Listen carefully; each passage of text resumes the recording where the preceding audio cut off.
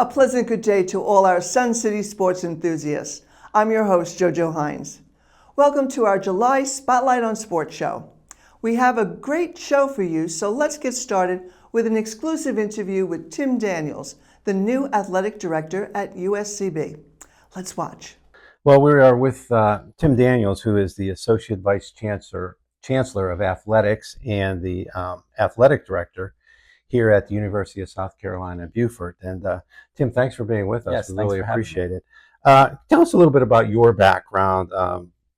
You've just started as the Athletic Director here. What did you do at the college before? And then any athletics background in your life? Yeah, so starting out, obviously, I was a high school football player, track and field athlete, went to a Division II college up in Northeast Pennsylvania where I was a 4-year member of the track and field program.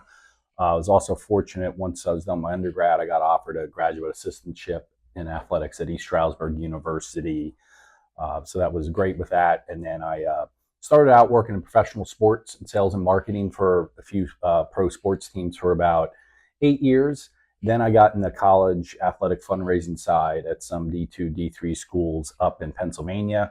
Was fortunate enough, moved down here this month. It's 4 years. I moved down to the Low Country at USCB, started over in our development office as the Director of Development, and then moved up to the Associate Vice Chancellor of Development Alumni Relations until I accepted this position in May of this year. So I'm transitioning into the athletic role, but it's really great. I feel like I somewhat have a jump start because of knowing community partners and donors and all that for athletics. So really excited to kind of full-fledged be back in the athletic world. Now, how many intercollegiate sports do you have here? Yeah, so currently we have 13 sports. We have 6 men's sports and 7 female sports. Okay, and how many, approximately how many students do you have? Yeah, on average, we'll every year the rosters can be different, but we'll be around 200, 220 student athletes per year. And is there any plans to increase the number of athletic programs that you have here at the school? Not at this time. I know my vision is until we add some, because we are here for competition winning. Some schools will do it as enrollment drivers with that, but my vision is we're here to compete to win championships. So I don't think we're going to have talks about adding other sports until we are kind of at the top of the peach belt at most of the sports, because if you start to add some others, with the budget crunches that we have, you're going to water everything down. So we want to be competitive where we're at. Once we sustain that, then we can look in about adding some other sports. And as a Division II school, is the name, image, and likeness a factor in your recruiting players? And do you have to deal with a portal like they do in Division I? Yeah, so definitely the transfer portal. That affects D2 with that. And the NIL is some donors and community members. People ask. I always say somewhat indirectly.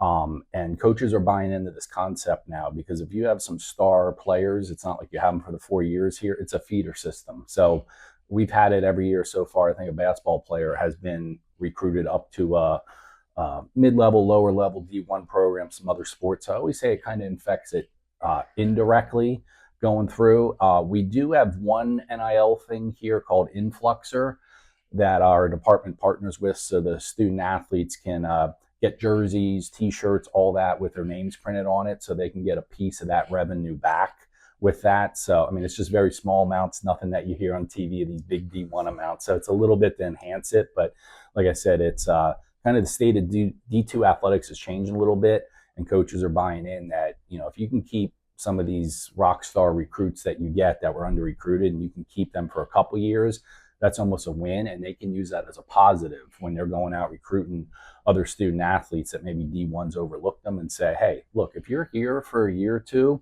then you can get that chance at the next level. And that's it's a big conversation when I was just at the NACDA conference last week of, you got to almost take that negative and turn it into a positive. And that's kind of the state of D2 athletics right now. USCB and Sun City are neighbors. And I know a lot of the folks I know, some of the folks I know, they like to come over here for athletics. They like to watch some of the sports over here. And is there anything that we can do to encourage the Sun City residents to be more knowledgeable of the USCB program and get them involved in coming as spectators to some of the events? Absolutely. I'd say always with the website, always check our website, uscbathletics.com. Of all of our game stories are there. All of our schedules are listed on there.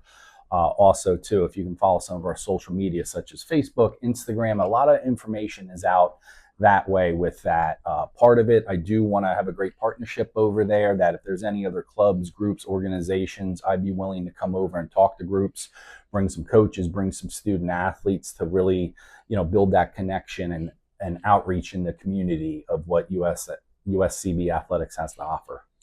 And my last question is, what's in store for the future of athletics here? Yeah, I mean, continuing. So this will be our 5th year going into NCAA Division II. When I first got here, we were NAIA transitioning in. We've had great success of the first early years of D2 athletics, but just building upon the base that we've had.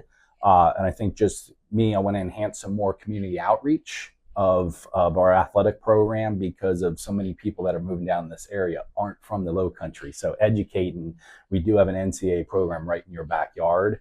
So I think with that community outreach, all that support, we're all in this together. And my hopes is we can just, win some more championships in the Peach Belt and get some national qualifiers in some of our sports. Well, I know from a personal perspective, I've been to the basketball games here, and it's very loud and it's very exciting. And you can, walk in and catch a women's game and then stay for the men's game. Yes, so that's what's great. All of our games are double headers, so you can come and, give out 5 hours of your time. You can see 2 games or hit a little of both of them, but it's been really neat. Like I said, even being at the university here in the development role and donors and stuff, it's been neat just seeing the crowds and more community people every year catching on the USCB athletics and coming over here and being a partner with us. So we're excited about everything. Well, thank you for being with us. We really appreciate it. Hopefully we can catch up with you and, after one of the seasons, and maybe when you bring a championship home here, we can come over and do the trophy. Absolutely.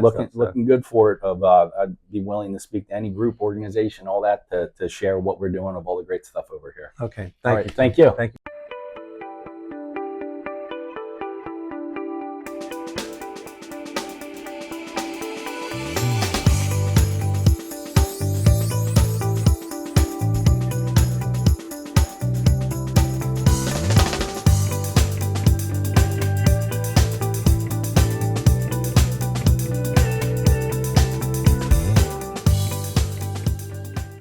Thanks, Tim. Now let's talk to Larry Gottlieb and hear about his work with the Adopt a Hole program. Okay, we're here at the Lake House Fire Pit, and with us is Larry Gottlieb, who is one of the ambassadors for the Adopt a Hole program. And if you will recall, every so many months we introduce you to the ambassadors, and we get their insights into how they got involved and what they've done. And of course, if you're interested, we will have a email address for you below us, and you can contact Frank Corby, and he will get back to you if you're interested. So, Larry, what got you involved in the Adopt a Hole program? So in my neighborhood is Wayne Chester, who is the ambassador for the Front Nine at Argent Lakes, and we were together, and he asked if I wanted to participate in doing Adopt a Hole, something I had thought about when I first moved here 5 years ago, but then the program sort of waned, and now it's back. So I was very interested in participating. And what hole did you adopt? Okay, I've got the 4th hole at Argent Lakes. Okay, It's a short par 3. And how often do you go out and do your once your a week? magic on the course? Once a week, I try to get there late on a Sunday afternoon. I'll check the tee sheet and see when play is pretty much stopped for the day there, and then go over and take care of it. And just to remind our listeners and our viewers, what exactly do you do when you go out there and do your work? So I go to the tee boxes and fill in any divots, anything that somebody hasn't filled in with sand, or the green sand that's there, or the white sand. When people hit a ball and they create a divot, they should do that themselves, but not always. Then I go to the green and I take care of any ball marks that somebody might have missed, to repair those and make sure that the green and the tee boxes are in as good a shape as possible. I'm lucky. I've got a par 3, so I don't have much of fairway at all. Other people that have holes with more fairway will drive up and down the fairway and also fill in any divots that were left that haven't been filled in by the players. Um, do you find that the players are pretty conscientious about doing what they're supposed to do on their end? I think the players at Sun City are great. Yes. I mean, occasionally I find stuff that needs to be repaired, but for the most part on the tee boxes, people are taking care of it. Less so on the greens. People don't necessarily either know they created a ball mark or don't have something with them to repair it. But for the most part, the players here are conscientious. There are courses. We want to take care of them. And I think everybody, has a part in that. I think sometimes too, when you hit one of those nice lobs onto the green and you get up there and you can't find the mark sometimes too. That's true also. I've got my routine. I start on the back of the tee boxes and work my way forward, and I've got my routine for how I walk all around the green to make sure that I have looked at everything. And on a personal note, that is actually the first hole I ever played here at Sun City. Our friends that we followed here from Connecticut live on that hole. It was the first hole I ever saw, so it's kind of like a special hole for me to be taken care of. So every time you play and you go on that hole, it's just like you feel ownership of that hole. I do, and I always look over at my friend's house and expect a cup of coffee on the lanai, but it's not always there. Are you involved in any other volunteer activities here? So I also participate with Second Helpings, where we deliver food to food banks. I'm on a crew that once every 6 weeks, we go to the 6 supermarkets, pick up food that they have, I guess, almost expired, and we deliver to 3 different food banks on a Saturday morning. As well as I'm involved in the wood shop. Not only as a participant of the wood shop, but I do the wood shop works on volunteerism, a lot of volunteer hours, and I'm one of the volunteers in the wood shop along with my wife. Yep. Prior to coming here, were you involved in any other volunteer efforts? In our synagogue, not really. Work takes up a lot of time. Yeah, work took up a lot of time. I was a dentist and I had my own practice, and so it was busy all the time. Even when you were home, you were thinking about it. So do you miss being the dentist? Oh God, no. I miss my patients. I miss not all my patients. I miss some of my patients. Some I still have in contact with after 6 years. But nope. I'm very happy to be retired and doing what we're doing. You're not one of those dentists that, like, if you're out playing with a guy and the guy has really bad teeth, No, I don't even look at teeth anymore. How long have you been here? Actually, this month, right about now, is 5 years. Okay. And would you have any parting words for any other aspirants who would like to adopt the hole and do the kind of work that you're doing? You know what? I think volunteerism, I think we all need to give back. Even though I wasn't sort of involved in volunteerism when I was working, but I was giving back to the public being a dentist. I think at this point in our lives, giving back and volunteerism, and we're all fortunate to be living here and living in, I guess, adult day camp, senior day camp. It's good to give back, especially, the Adopt a Hole program, I'm giving back to Sun City. Second Helpings, if you see some of the people that are needy, that are coming to the food banks and stuff, it just gives you a really good feeling to be able to do something for people, and it makes you feel fortunate that we're here, we're lucky, and we've planned well to be lucky, but we're fortunate to be in a place like this. Yeah. I think a lot of people don't realize the need for. Some people need for food, so you're doing a great job there. Thank you for doing the work with the golf courses. I will think of you every time I play Argent now. There you go. And I'll make sure you fix your divots. That I fix my divots on your hole. So thank you very much. Thank you. You're welcome. Larry. Have a good day. Yep. Thank you.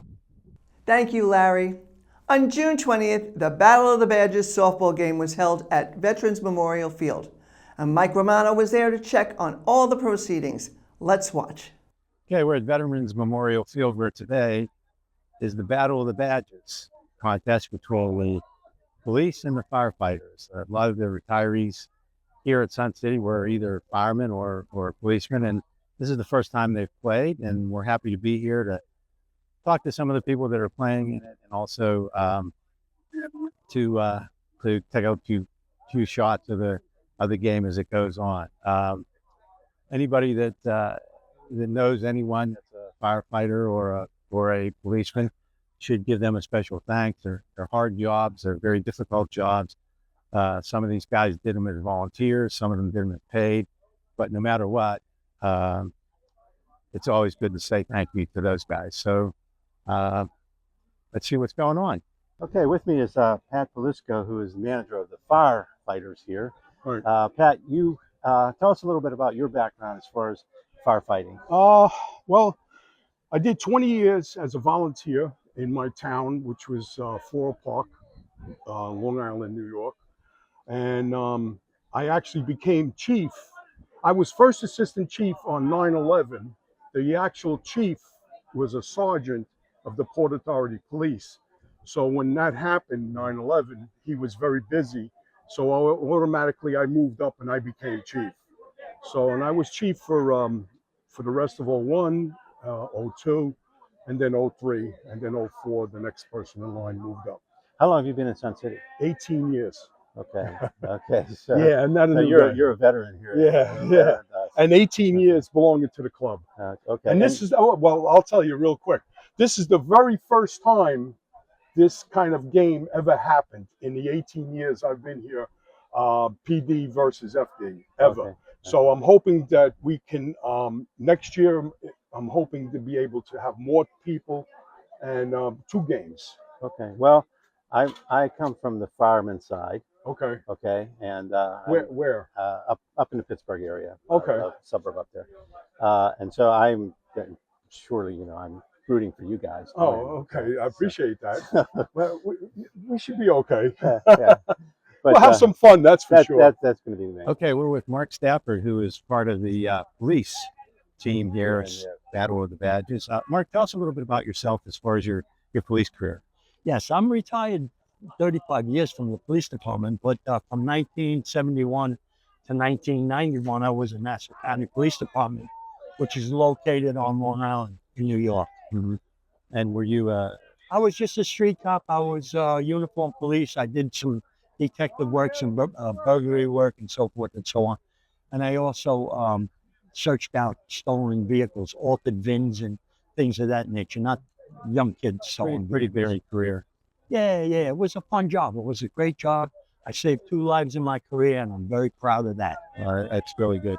I know this is the first time in this game. Are you looking forward to playing in this game against? Oh, yes.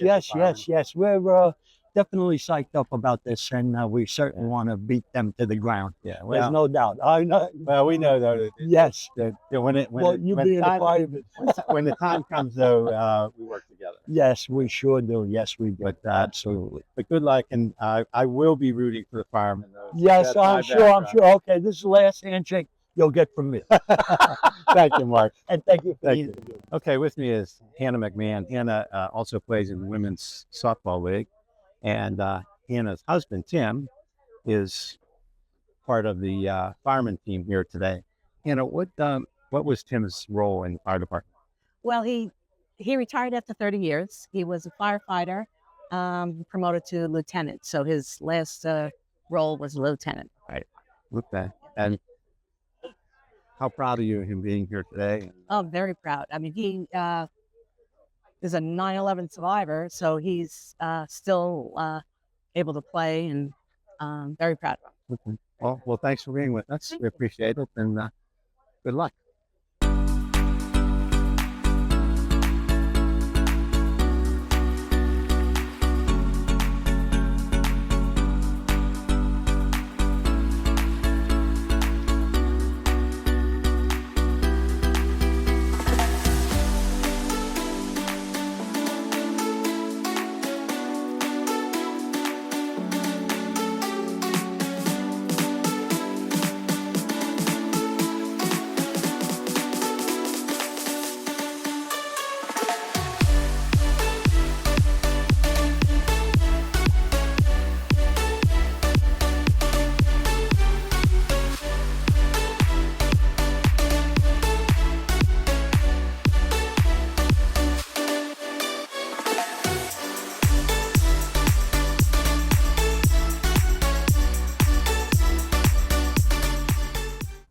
It's always fun to look back at some of our older shows.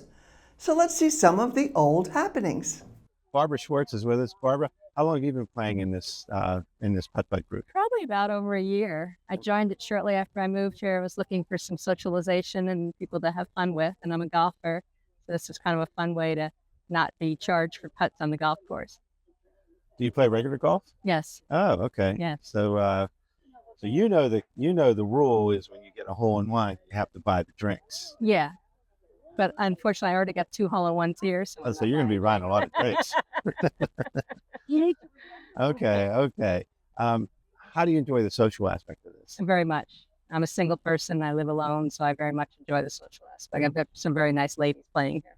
That's good. Well, thanks for being with us. Thank you. Thanks for sharing your thoughts on it. Thank you. Hello, friends. We are at Veterans Memorial Field, home for the Sun City Softball Association. And today, the association is hosting the military games. We will have teams from veterans from Sun City playing, and we will also have military teams from Fort Stewart, Hunter Army Air Base, and Marines from Parris Island. So it should be a fun day. It's also the first day, the weekend for Memorial Day, and where we honor our fallen heroes here at Sun City and across the country. I would like to say that at some point during this week, you should take a moment of silence to remember all of those who have given their lives for our country. So let's get on with the games.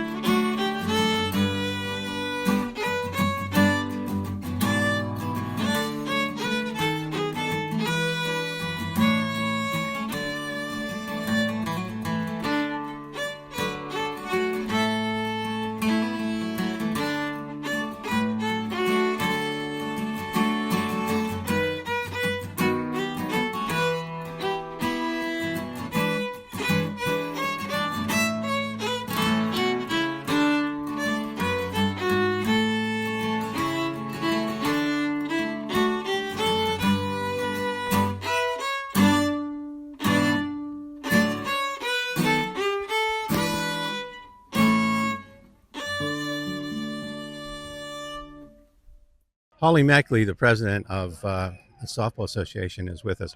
Holly, this is a very special day for your association, and I know you put it on every year. Does it get bigger in people's hearts every year as you put this on for, especially this weekend over Memorial Day? Yeah, it's very special to us, and I think every year it does grow, and we're trying to make it our part, giving back to the community and giving back to those who served, those who died, and it's just we really take it seriously to honor those who served, and we love the day, we love the event, we try to make it special for everybody.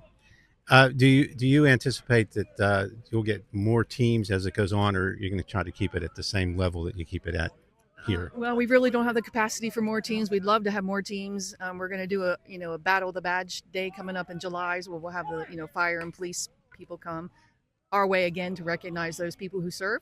And but this event will probably stay about the same size, and hopefully we can get more fans to come out and enjoy the day. Well, we're early, and there's a lot of fans here already. Yeah, it's always a parking nightmare here, but we love it. We love giving back, and hope everyone can come out and enjoy the day. With us is Walt Henniger, who is part of the organization committee of putting this military games event together. Walt, how many people do you have involved in this? Well, there's probably about 10 guys that are involved with this. We have Jeff Miller and Vinny Bocafuso and myself. We start back in January. We start putting this together, organizing the teams, sponsors, and then we reach out to the military. This year we've actually added an extra military. We got Fort Stewart. We got Parris Island, us, and Hunter. And so it's going to be really action-packed today. You're going to see some high-caliber ball. Some of the other people that are behind, Joe Batista, Andy McKenzie, Um, these guys help us, get with security. There's a lot involved with lining everything up with lifestyles and with our board, field crews, umpires, announcers, and then plus Rick LeBou. He helps with the organizing of the food, and then Securitas helping with the parking. Does it take a lot of effort, or is it a lot you have to go through to get the military teams here? There's a lot of effort.